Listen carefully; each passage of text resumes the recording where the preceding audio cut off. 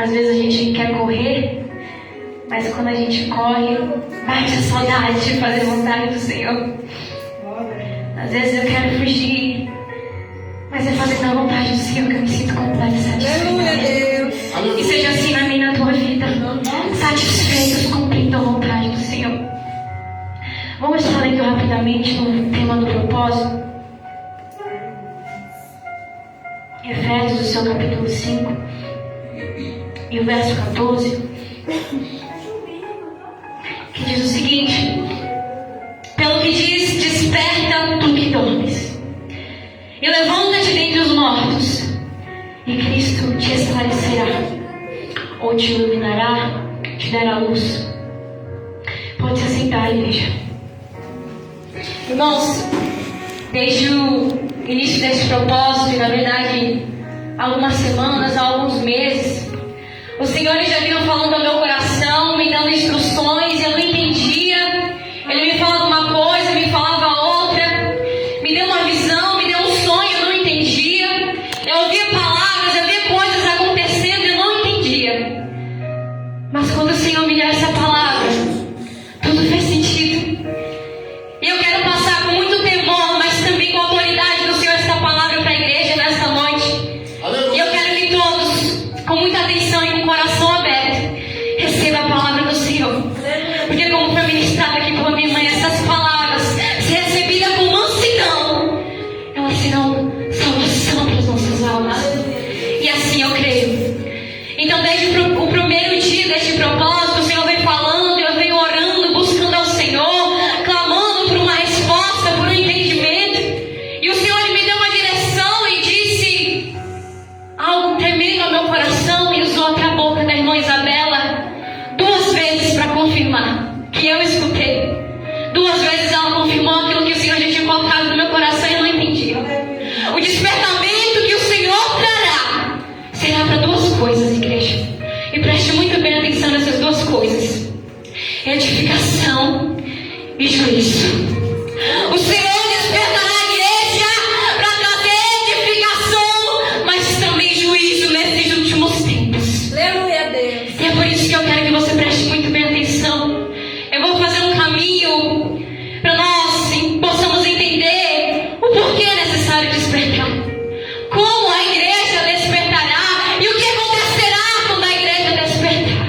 Glória a Deus. Irmãos, nós bem sabemos que desde o princípio, desde a criação do mundo, desde o Éden, Deus ele vem chamando o homem sempre fugindo da presença do Senhor. Desde o princípio, o Senhor entrega ao homem oportunidade, chama para ter relacionamento, chama para ter intimidade, e o homem sempre está correndo e fugindo do Senhor. No Éden nós vemos que Adão pecou, fugiu, se escondeu do Senhor, e o Senhor clamava e falava: onde tu estás? Onde você se escondeu, procurando ter intimidade com o Senhor? E o homem sempre fugindo. O Senhor dando oportunidades e o homem sempre voltando ao mesmo lugar. Senhor, levanta Noé no meio daquela geração pecaminosa que já tinha se desviado do Senhor e dos caminhos do Senhor. Levanta Noé no meio do povo e dá mais uma oportunidade, uma chance para salvar o seu povo. Ele cria a arca e dá a palavra de juízo que viria sobre a terra e diz: entra na arca para tu e tua filha ser salva. Mas as pessoas não dão ouvidos, não dão valor. E aí quando a arca fecha, eles clamam por socorro. Eles falam: me dá mais uma oportunidade, me dá mais uma chance. Mas aí já era tarde demais. Uma geração de novo se levanta através da vida de Noé. Uma geração que novamente vai pecar, uma geração idólatra, um povo que se desviava da presença do Senhor. E aí o Senhor novamente levanta Abraão e fala: olha, sai desse lugar de idolatria, porque eu te levarei a uma terra a qual eu te prometi. Glória a Deus. Então Abraão ele se levanta, sai do meio daquele povo idólatra mais uma vez, chega na terra de Canaã. Muitos não deram ouvidos, muitos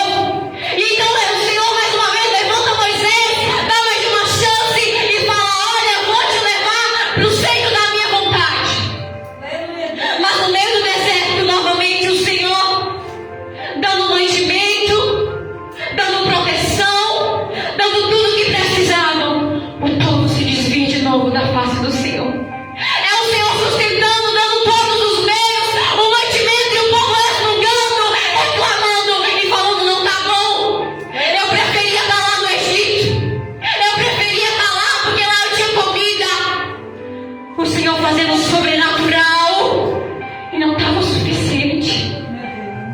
Nunca foi, nunca esteve suficiente. Moisés morre, se levanta mais um, Josué, para fazer cumprir a promessa. Só 2 conseguem entrar na terra de Canaã. E então eles se estabelecem até aquela terra de Canaã agora vira a terra chamada Israel, onde o povo de Jerusalém começa a crescer, multiplicar e prosperar. E aí nós bem sabemos, surgem os reis, surgem os profetas. Glória a Deus. E os profetas começam a profetizar e dizer novamente: olha, vocês estão esquecendo do seu Senhor de novo. Olha, os seus pecados estão te afastando do seu Senhor. Olha, acorda, porque virá o juízo do Senhor. Olha, acorda, porque todas as vezes o Senhor dá chance e chama, e vocês se desviam. Aleluia, Deus. Olha, acorda, porque o Senhor tem chamado para ter intimidade, compromisso. Ele quer estar perto, mas vocês têm se desviado. Vocês têm se esquecido do seu Senhor. Glória a Deus. Aleluia. E nesse meio, o Senhor Jesus ele levanta Jeremias, um profeta muito bem conhecido. E nós sabemos que Jeremias ele foi chamado para profetizar a queda e a destruição de Jerusalém. Jeremias levanta e fala: olha, se vocês não se arrependerem, se vocês não voltarem ao seu Senhor, virá destruição, virá vergonha, o templo será destruído, essas cidades, essas ruas serão destruídas. E mais uma vez o povo não dá ouvido, até zombam, falam que era louco. Quando os profetas se levantaram dizendo a palavra do Senhor, não deram ouvidos. Mas quando era uma palavra de bênção, quando era de prosperidade, aí então eles davam ouvidos. Jeremias profetizou e veio acontecer.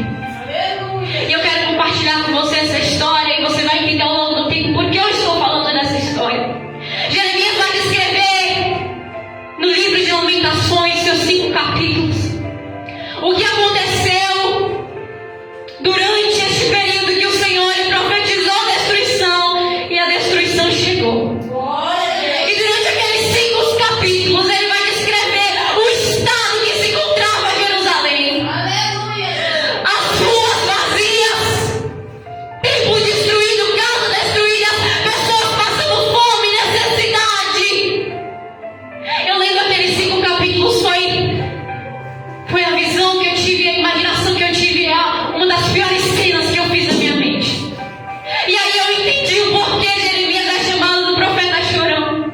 Porque quando eu li com os olhos espirituais o que Jeremias profetizou e aconteceu, eu entendi o porquê ele chorava. Aleluia, Deus. Eu entendi o porquê ele chorava, porque grande foi a destruição, grande foi a vergonha para o povo de Deus, grande foi o sofrimento. Aleluia, Deus. Aleluia. Glória a Deus. E nesse livro de Lamentações, então Jeremias vai descrever e vai falar o estado de Jerusalém. E enquanto ele falava, eu lendo essa passagem, o Senhor me fazia viver o estado da igreja, o estado da sua noiva de Jerusalém, que se afastou e agora está em decadência. A igreja que antes era com cântico de júbilo, agora morta, como morta, caída no chão, sonolenta, pedindo por socorro, os seus filhos passando fome na palavra, os templos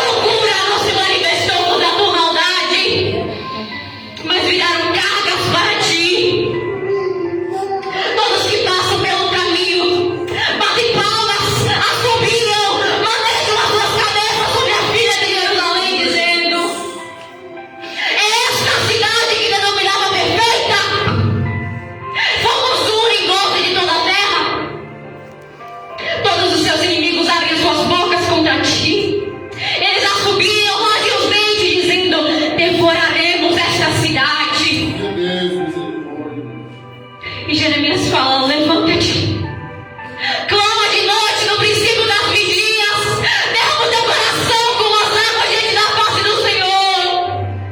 Levanta aí as tuas mãos pela vida dos teus filhinhos que desfalecem de fome à entrada de todas as ruas.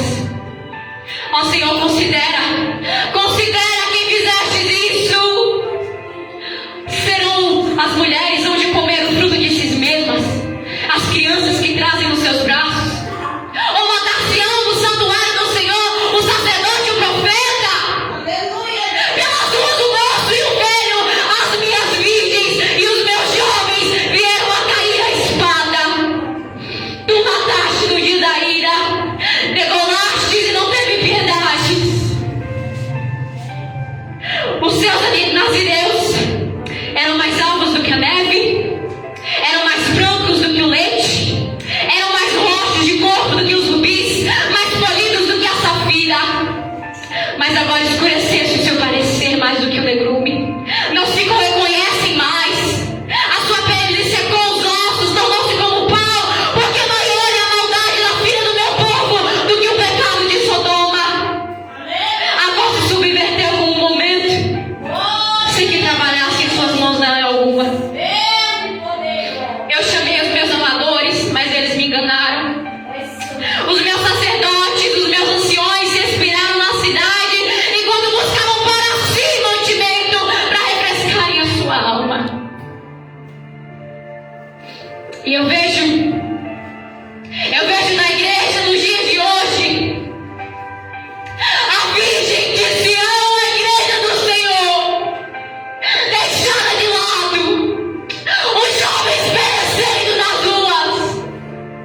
Eu vejo os meninos da casa do Senhor passando fome, porque os sacerdotes e profetas já não dão mais a palavra que alimenta. Eu vejo os sacerdotes e profetas como aqui, se matando nos santuários, brigando uns com os outros. Eu vejo o inimigo olhando para a igreja e rindo. O inimigo caçoando nas nossas vidas e falando: essa igreja que está no chão como morta, essa igreja que está dormindo.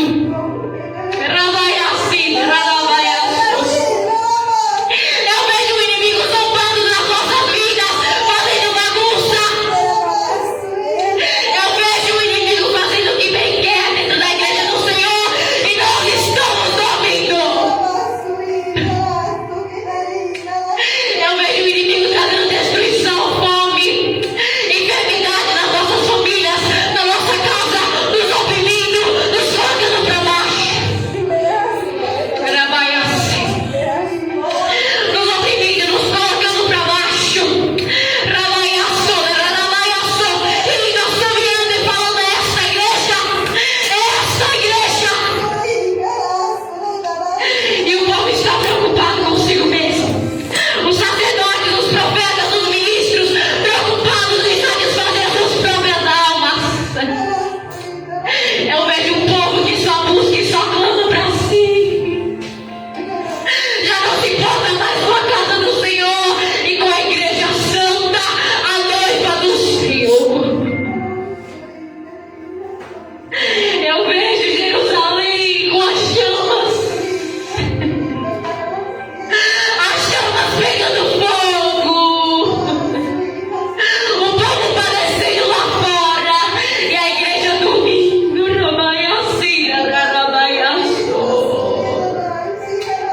Eu vejo Jerusalém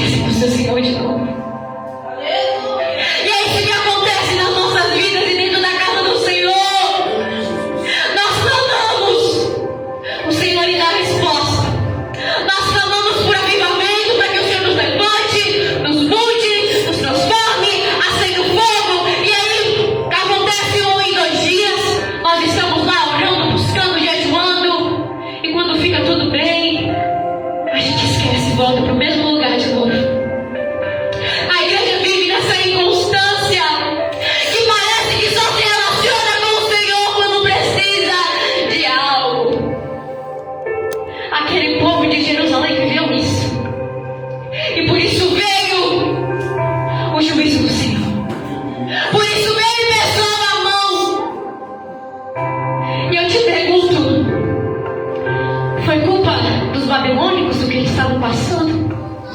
Foi culpa do mundo que a igreja está passando? Não. A culpa é de Jerusalém, que se afastou e se esqueceu do seu Senhor. A culpa é de Jerusalém, que só busca Ele quando precisa de algo, quando tem um interesse, quando precisa de uma cura, quando precisa de um milagre, quando precisa de uma libertação, quando precisa de alegria. Aí ele busca. Aí Jerusalém busca, chora, clama, grita. E depois volta para o mesmo lugar. A realidade é que o Senhor está cansado de pessoas que usam dele como barganha. Só busca quando quer, só ora quando quer, jejua quando quer, lê a Bíblia quando quer. E por isso a igreja não sai do lugar. Aí eu vejo muitas pessoas falando assim: ah, mas o Senhor me entende. Ele sabe que eu estou bem para orar. Ele sabe que eu não estou bem para ler a Bíblia. Ele sabe que eu não estou bem para jejuar. E aí vai morrendo, vai desviando a força, e depois pede por socorro. Vai perdendo as forças e depois pede por socorro. Quando está no fundo do poço, quando não vê mais solução, ele pede: ai, Jesus, me socorre. Mas esqueceu de ter um relacionamento verdadeiro, um relacionamento que não dura por uns momentos. Não. É um relacionamento eterno, é vitalício, é para sempre, é todo dia, é toda hora, é clamando, é orando, é jejuando, é falando com o Senhor. A igreja precisa entender. Não é o Senhor que vai despertar. Eu não vejo a palavra dizendo: o Senhor te despertará. A palavra fala: desperta tu que dormes. E nós esperamos que o Senhor venha e faça alguma coisa. E nós não tomamos posicionamento. Nós falamos, pedimos. E não fazemos nada. É da boca para fora. Sabe o que eu vejo? Aqui onde o pastor Josimar está a vida, está a palavra, está o fogo, está o avivamento. Lá no canto da parede estão as distrações, as coisas que dão sono, que traz a morte espiritual, que traz o comodismo. E aí nós falamos com a nossa boca: ah, Jesus, me dá um avivamento, me renova, me desperta, me traz fome, me traz sede. Mas eu estou fazendo assim, ó, indo para lá. Eu estou aqui me distraindo com as coisas do mundo. Eu estou aqui me enchendo com as coisas deste mundo, com as telas, com o entretenimento, e pedindo por aquilo que está lá. E eu não tomo a posição de ir até os pés daquele que pode me trazer vida. Eu clamo com a boca, mas as minhas atitudes fazem ao contrário.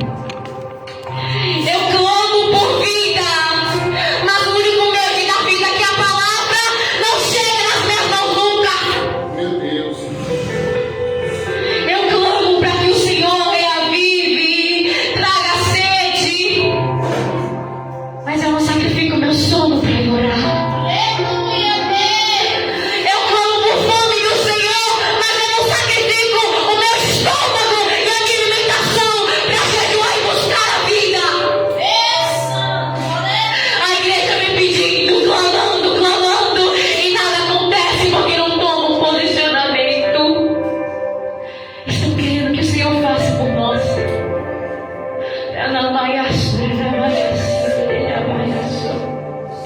Nós falamos da boca para fora, igreja.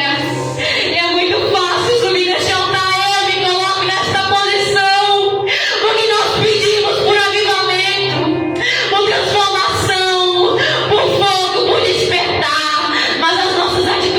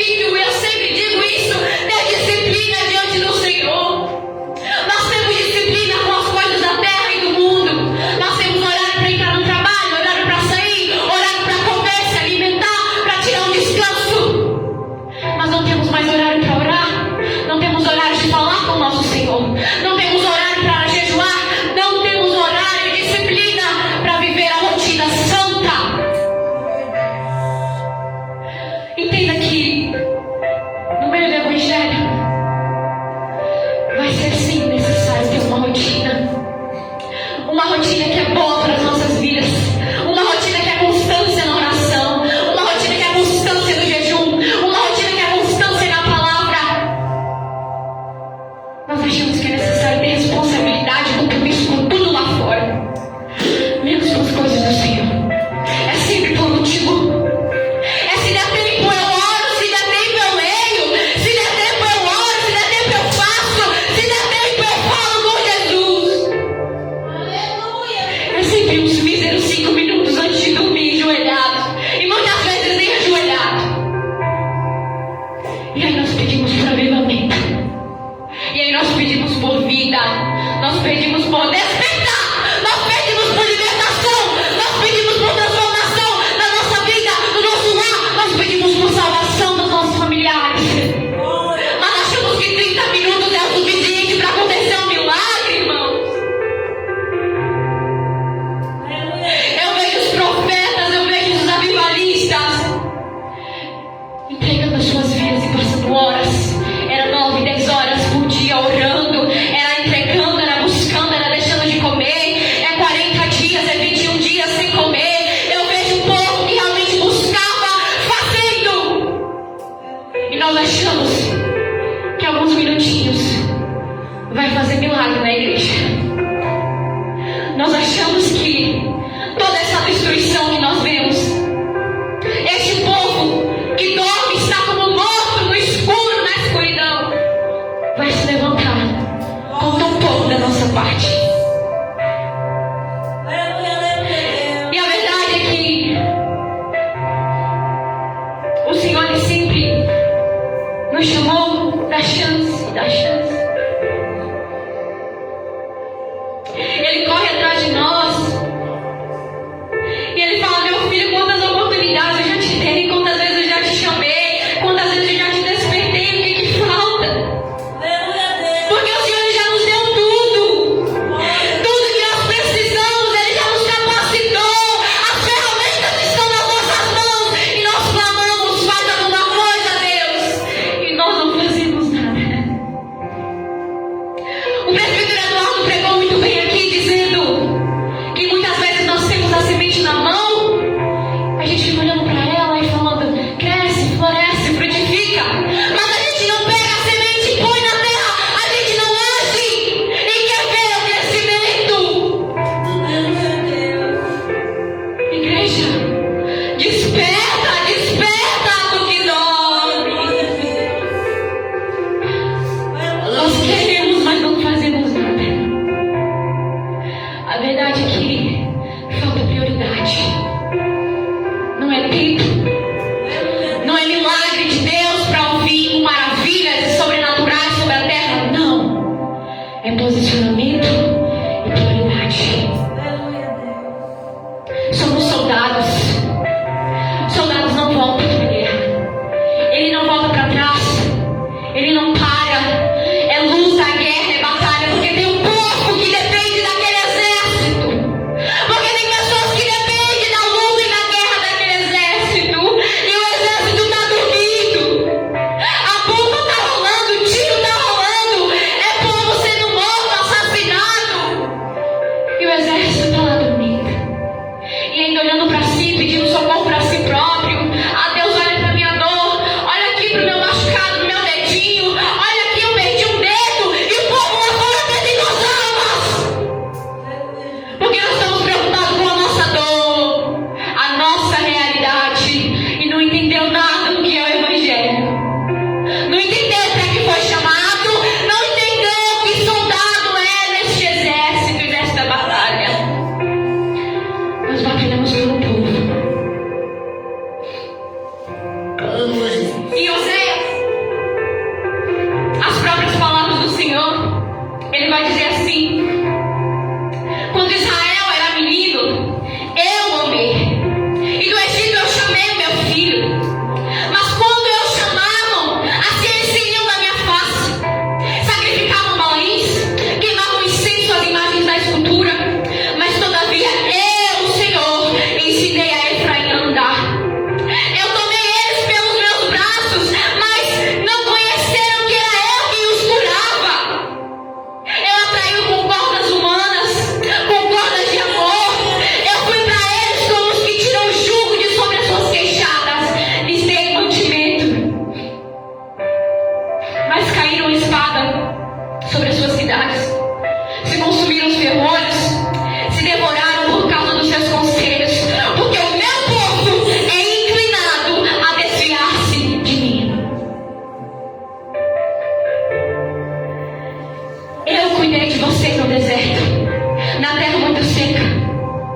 Mas depois vocês se fartaram na proporção do seu pasto, e estando fartos, ensoberbeceu o seu coração, e por isso se esqueceram de mim.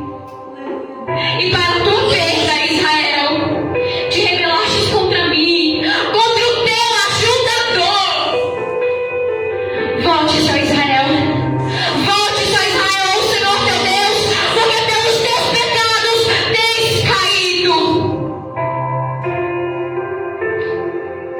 O Senhor falando, eu me falando, eu chamei, eu os curei, eu dei tudo que precisava, eu alimentei vocês, eu chamei para perto. E vocês, todas as vezes que estavam faltos e insatisfeitos, se esqueciam de mim. Eu imagino o coração do Senhor sendo traído pelo seu próprio povo. E como ele fala em Jeremias, no seu capítulo 2, ele vai dizer: que culpa achou teu povo em mim?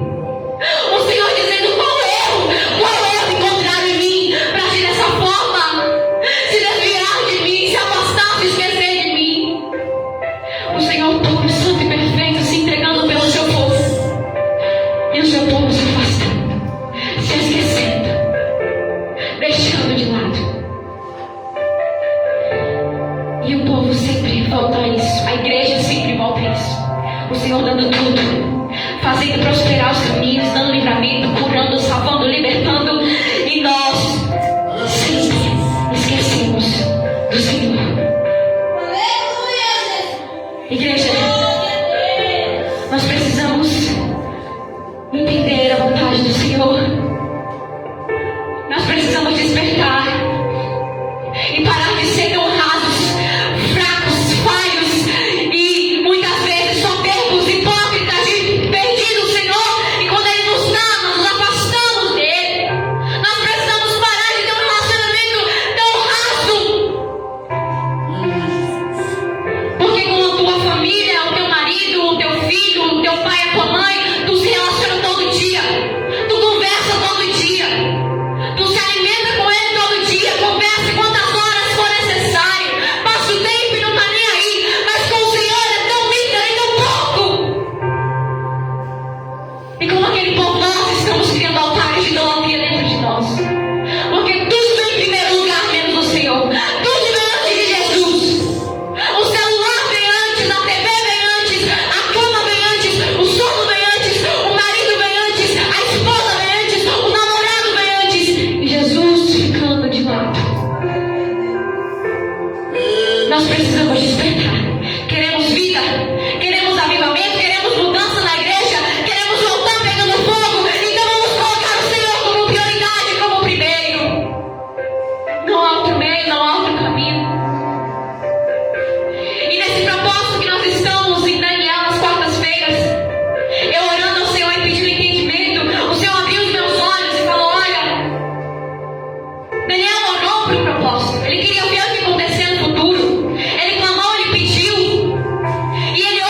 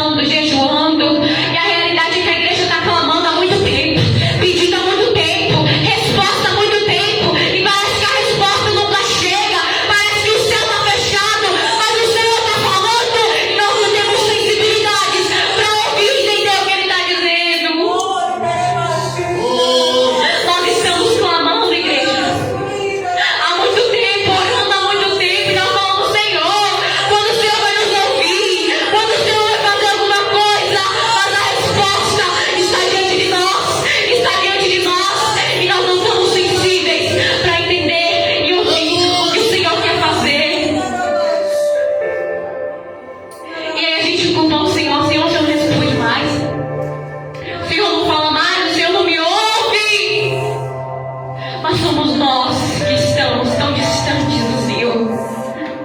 Ouvidos tapados, olhos fechados. Queremos ouvir o céu, mas estamos cheios das coisas da terra. Estamos satisfeitos com as coisas da terra, regozijados com as coisas da terra. O estômago está cheio do alimento, da comida, da pizza, da coca, de tudo, menos do céu.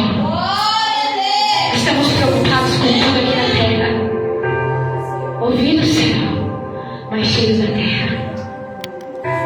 E Daniel, ele ora e ele clama pedindo para ver o futuro, o que iria acontecer com o povo de Israel. E o anjo do capítulo 11 e 12 vai descrever a destruição que iria vir, mas também um momento de paz que o Senhor libertaria. E a igreja hoje não se propõe mais a buscar entender, Senhor, o que é que espera a tua igreja, o que o Senhor fará na tua igreja. Nós não preocupamos mais em entender o juízo que virá sobre a terra. Nós não buscamos mais entender a mão do Senhor que pesará sobre a face da terra e a escritura que declara: não é eu. Às vezes a gente acha que vai ser só tribulação, a igreja já vai ter partido, então eu não vou sofrer. Só que Mateus 24, o Senhor é bem claro em dizer que antes dele voltar, haveria guerras, rumores de guerra, nação contra nação, reino contra reino, pai contra filho, e enquanto a igreja está na terra ainda, nós estamos sujeitos a viver neste tempo da ira do Senhor, o princípio das dores. Nós estamos achando que está tudo bem. Nós vemos os dias têm se findado, os dias têm sido dificultosos, não só para a igreja, mas para o mundo. É pessoas morrendo aí fora, é guerra, é poder contra poder, governos, facções, criminosos se levantando e a igreja está dormindo. Nós precisamos entender que o poder da nossa oração não é só para nós, não é só para o povo dentro da igreja, não é só para os nossos familiares. O poder da nossa oração, que o Senhor nos incumbiu, foi para clamar sobre todo o povo da terra. Nós estamos acomodados enquanto a sociedade vem se definhando lá fora, os jovens se perdendo, as crianças passando fome, pais de família sendo mortos, mulheres perdendo seus maridos, guerra por todo lado e a igreja dormindo. A igreja que era para fazer a diferença nessa sociedade está dormindo, está como morto prostrado e pedindo: Senhor, me ajuda. Ai, Jesus, me ajuda. E a terra padecendo porque nós não tomamos posição. Tem um povo perecendo. Nós precisamos entender que o juízo, quando vem do Senhor, ele não vem só para o mundo, ele não vem só para aqueles que estão lá fora. O juízo vem para todos porque o Senhor é justo, ele é fiel. E o Senhor olhou para a terra e falou: olha, não achei um justo sequer. E quando veio o juízo do Senhor na terra, a igreja padece junto, a igreja sofre junto. E se nós não estivermos preparados, despertados, nós não vamos suportar o juízo que virá e já está acontecendo. Nós estamos preocupados com coisas banais demais, pequenas demais, fúteis, esquecendo do juízo. E como eu falei no começo, nós precisamos despertar, porque virá edificação antes do juízo. E há uns dias atrás, umas semanas atrás, o Senhor me deu um sonho, uma visão. Eu não entendia, eu não tinha entendimento, mas eu clamei ao Senhor. E quando o Senhor foi me dando as palavras, eu pude entender o que Ele queria dizer. Nesse sonho, isso antes de eu ler Lamentações, Jeremias, acho que o Senhor me dá tudo isso. Eu tive um sonho a qual eu estava numa cidade, mas na realidade o mundo estava daquela forma. A cidade estava toda decaída, quebrada, os chãos era fumado.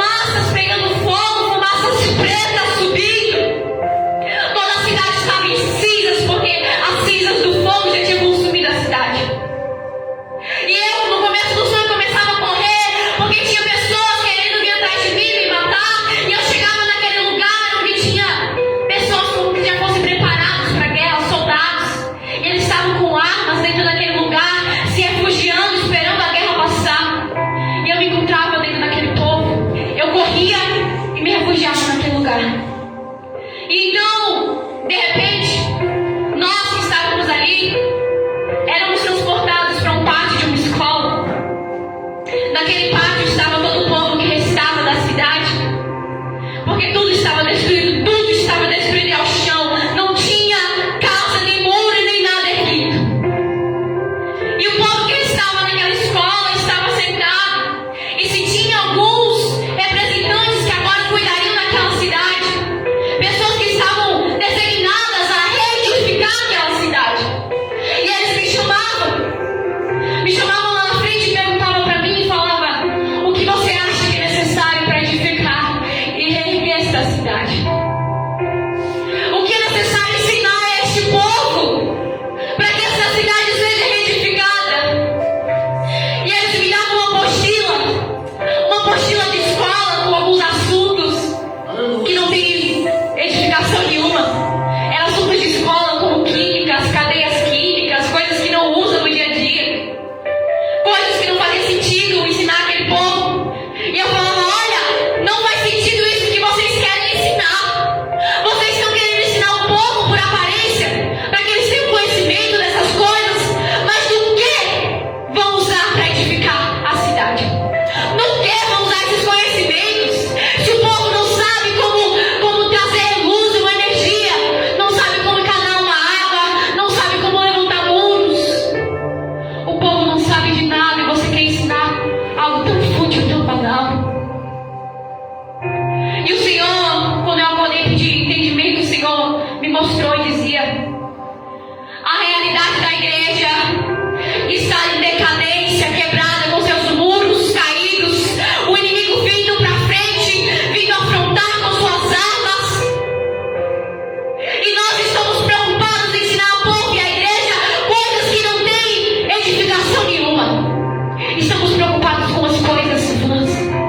Estamos preocupados com a festividade, com o congresso. Estamos preocupados com a aparição. Quem vai subir no altar, quem vai pregar, quem está na direção, quem vem para a igreja, quem não vem, quem louva, quem não louva. Estamos preocupados com coisas banais. E a igreja não tem suporte e nem sabe como edificar a igreja novamente. O povo não sabe mais como reestruturar os muros da cidade. E o Senhor abriu os meus olhos e falava: eu estou levantando pessoas para no meio dessa geração apontar e dizer onde está o erro e falar: desperta.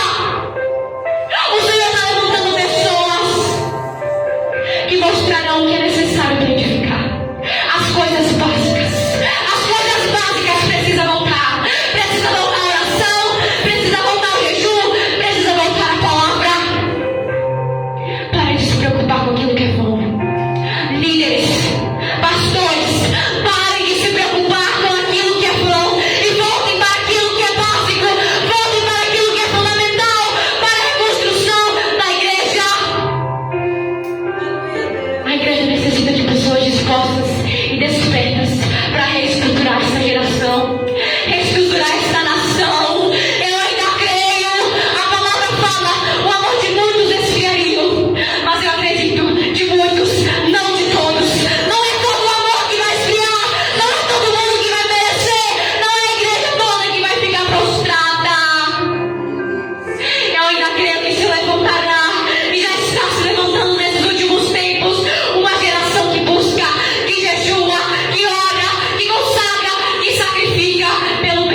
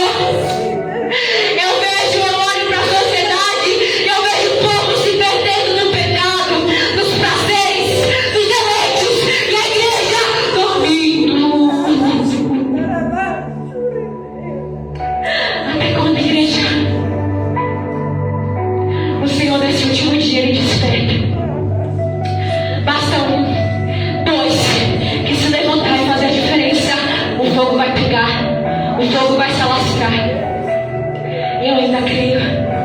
Eu creio, Jesus. Eu creio que ainda virá um último avivamento. Ainda virá um tempo de avivamento antes do Senhor tratar sobre estes céus. E eu quero fazer parte deste avivamento. Eu quero ser instrumento deste avivamento. Eu quero ser instrumento de edificação. Será que você quer fazer parte e vai se prontificar para ser instrumento deste avivamento que virá? Ou você vai ficar só olhando, só clamando e não vai fazer nada? Eu ainda creio, Jesus. Eu ainda creio, virá, irmãos. Para finalizar, o Senhor, Ele não nos alerta à toa. E nós vemos, não precisa de muito para ver, que os dias estão se findando, os dias são maus. A igreja está crescendo, vazias.